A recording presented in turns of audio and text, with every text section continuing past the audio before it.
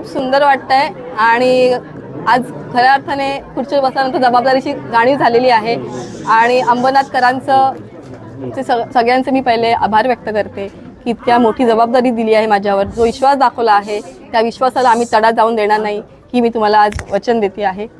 आणि हे सांगायचं आहे की माझ्या मागे पूर्ण सगळे अंबरनाथकर आहेतच, त्याचबरोबर आमचे प्रदेश अध्यक्ष रवींद्र चव्हाण साहेब, त्याचबरोबर आमचे आमदार किसनजी कथोरे साहेब, चित्राताई वाघ, या त्यांचं सगळ्यांचं पाठबळ, आमचं सहकारी प्रदीप पाटील साहेब तसेच सदामामा, ह्या सगळ्यांचं सहकार्य आहे. त्याच्यामुळे आता विकासाचं काम आणि जो आमचं मिशन आहे भयमुक्त आणि भ्रष्टाचारमुक्त अंबरनाथ बनवायचं, ह्या वाटचालीला आम्ही सुरुवात केलेली आहे. ह्याच्या आधी जे झालं तेच मी म्हणेन की झालेल्या गोष्टी तशा परत घडून द्यायच्या नाहीत आम्हाला, आणि जे काम चांगल्या प्रतीचं झालं, दर्जाचं झालं तर ते टिकून राहील.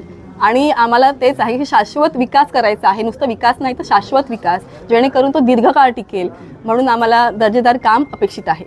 नक्कीच मी नेहमी सांगते, जर कुटुंब प्रमुख आपला जर स्ट्रिक्ट असेल आणि न खाणारा असेल तर खालचे जे कुटुंबाचे जे मेंबर्स आहेत त्यांच्यावर थोडा तरी परिणाम होतोच. आणि मग 100% भ्रष्टाचार एका दिवसात शक्य नाही, पण हळूहळू का होईना हा आम्ही संपवण्याचा पूर्ण प्रयत्न करणार आहोत. आम्ही सगळे विकासाच्या मुद्द्यावर एकत्र आलेले आहोत आणि जे आमचं मिशन आहे भ्रष्टाचार मुक्त आणि भयमुक्त अंबरनाथ करण्याचं आणि विकसित अंबरनाथ करण्याचं, त्या मुद्द्यावरच घेऊन आम्ही सगळे एकत्र आले आहोत आणि त्याच्या प्रकारचंच आम्हाला काम करणार आहोत. बदलापूरमधून खासदारांच्या ड्रीम प्रोजेक्टला घनकचऱ्याला विरोध केला जातोय, त्याकडे आपण कसं पाहिजे?